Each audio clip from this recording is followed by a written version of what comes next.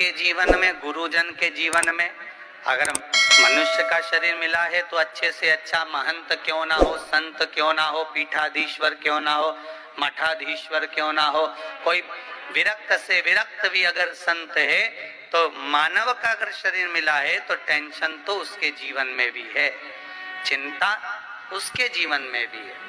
और अगर साधारण सा एक मानव है जो 2 रोटी खा रहा है, व्यापार कर रहा है, व्यवसाय कर रहा है, दुकान चला रहा है, हाथ गाड़ी चला रहा है, साइकिल रिक्शा चला रहा है, ठेला चला रहा है, पान की दुकान चला रहा है, एक साधारण सा व्यक्ति, मनुष्य का अगर जन्म मिला है, मानव का शरीर मिला है, साधारण से साधारण मानव को भी मानसिक टेंशन, जीवन में चिंता तो रहेगी।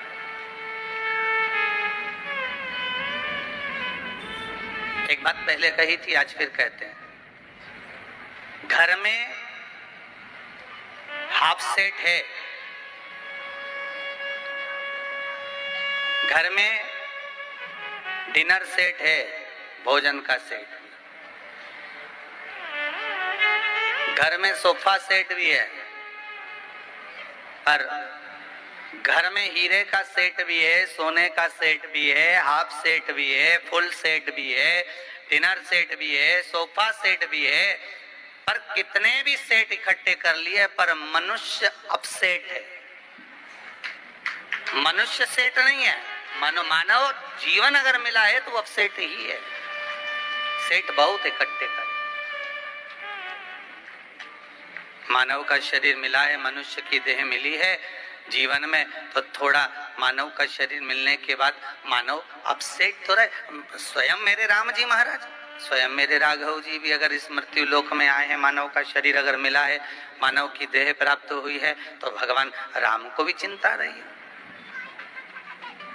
अगर मेरे भगवान कृष्ण का अवतार हुआ है तो मेरे कृष्ण को भी चिंता रही है।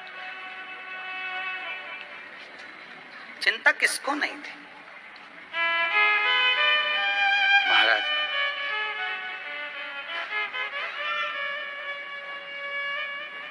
रुक्मणी मैया भगवान कृष्ण की 16,108 रानियों में से एक, पटरानियों में से एक।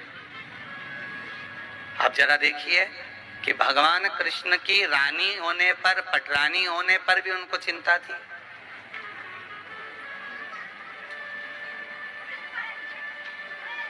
घर में बेटे का जन्म हुआ,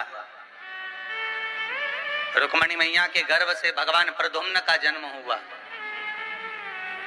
श्रीमद् भागवत कथा कहती है, घर में बेटे का जन्म हुआ और बेटे का जन्म होने के बाद 10वें दिन ही बेटे का हरण हो गया।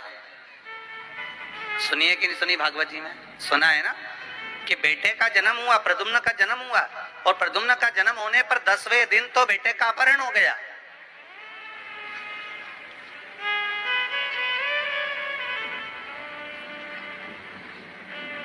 केवल 10 दिन का था बेटा, और केवल 10 दिन के उस बेटे का हरण हो गया था, केवल 10 दिन का। अब जरा विचार करिएगा, एक माता के पास में सोए हुए पुत्र का 10वें दिन हरण हो जाना, माता कितनी रोती होगी, बिलखती होगी, कितना रोती होगी माँ, कितना बिलखती होगी।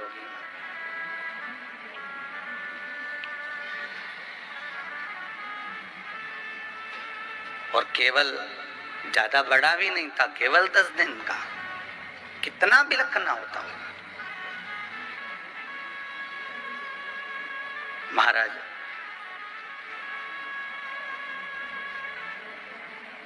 खूब चिंता माता रुक्मणी के जीवन में आई। आपको लगता है कि केवल टेंशन में आप रहते हो, आपको लगता है कि चिंता में आप रहते हो। शिव महापुराण की कथा कहती है, मानव का शरीर मिला है, चिंता हर एक मानव के जीवन में रहेगी, टेंशन हर एक मनुष्य के जीवन में रहेगा। और शिव महापुराण की कथा कहती है कि जैसे भगवान कृष्ण रुक्मणी को बार बार समझाते थे, उसी तरह अगर जीवन में कोई टेंशन आए, समस्या आए, तो शिव महापुराण की कथा भी बार बार समझाने का काम करती है कि ये जीवन में आएगा जरूर, पर निकल जाए। दुख आएगा, जीवन में समस्या आएगी, ऐसा नहीं कि समस्या नहीं आएगी, आएगी। मानव का शरीर है तो समस्या तो रहना है।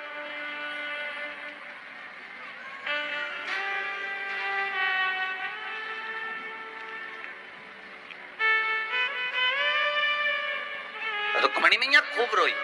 अब देखो भगवान कृष्ण की धर्मपत्नी रो रही हैं, उधर राम जी महाराज की कथा को उठाकर देख लो तो माता सीता रो रही हैं। समस्या आई कि नहीं आई माता जानकी के साथ में? राम जी पर भी समस्या आई, राम जी को भी टेंशन रहा, लखन लाल जी को भी टेंशन रहा, भगवान कृष्ण को भी टेंशन रहा।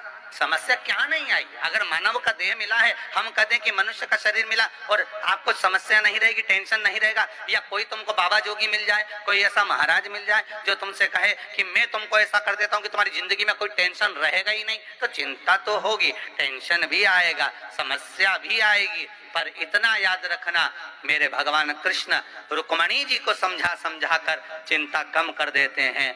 राम जी सीता जी को समझाकर चिंता कम कर देते हैं, और राम जी और कृष्ण जी को चिंता आती है तो देवाधिदेव महादेव समझाकर कम कर देते हैं। उसी तरह आपके जीवन में भी समस्या आए, चिंता आए, आएगी, पर हमें भटकना नहीं, हमें शंकर की शरण में रहना, हमें शिव के चरणारविंद में रहना, हमें शिव चरणों की ओर जाना है। जब हम भगवान शंकर के चरणारविंद की ओर जाएंगे, जब हम भगवान शंकर के चरणों का स्मरण करेंगे, शंकर भगवान के चरणों का नाम जाप करेंगे, शंकर भगवान के चरणों का स्तवन करेंगे, तो अपने आप चिंता समाप्त हो। और हमेशा याद रखो, शिवलिंग घर में जो शंकर भगवान का शिवलिंग होता है वो कभी पोला नहीं होना चाहिए। वैसे तो हिंदू धर्म की शास्त्र रीति कहती है कि घर में कोई भी मूर्ति पोली नहीं होना चाहिए, किसी भी मूर्ति को पोला नहीं। लक्ष्मी जी हो तो ठोस हो, गणेश जी हो तो ठोस हो, देवी देवता, लड्डू गोपाल, कृष्ण, राम, सीता, कुछ भी तुम्हारे घर में हो तो वो पोले नहीं होना, अंदर से खाली नहीं होना चाहिए। जो मूर्ति घर में पोली होती है उसके घर में 1 रुपए कमाओ 1.25 रुपए खर्च वाला काम चलता रहता है, कभी जिंदगी में पैसा नहीं जोड़ता। घर पोला की पोला ही रहता है, कितना भी तुम कमा कमा कर लाओगे तो भी घर में दिखेगा। और किसी किसी के घर में अगर मूर्तियां अगर ठोस है, मूर्ति अंदर से अगर भरी हुई है, तो अगर 2 रुपए भी कमाएगा तो घर में बचत दिखेगी, और अगर घर में मूर्ति पोली है तो कितना भी कमाएगा वो खाली की खाली ही दिखेगी।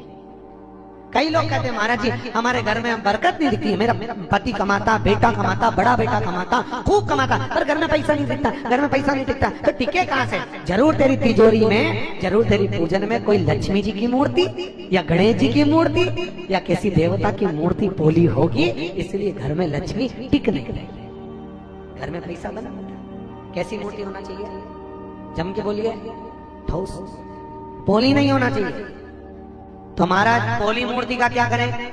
तो कुछ मत करो, मेन लाओ बाजार से, राल लाओ या मेन लाओ, कुछ भी मेन लाकर, मोम लाकर, वो मोम नहीं होता, उस मोम को पिघलाकर उस मूर्ति के अंदर भर दो। पर मूर्ति ये नहीं कि अपने को पोली है तो घर से बाहर निकाले, उसको ठोस करो। अगर मूर्ति पोली रहती है तो 2 क्रम होते हैं, तो लक्ष्मी नहीं टिकती, दूसरी घर में कोई ना कोई व्यक्ति एक ना एक बीमार पड़ा ही रहता है, एक ठीक होगा दूसरा बीमार पड़ेगा, दूसरा ठीक हुआ तीसरा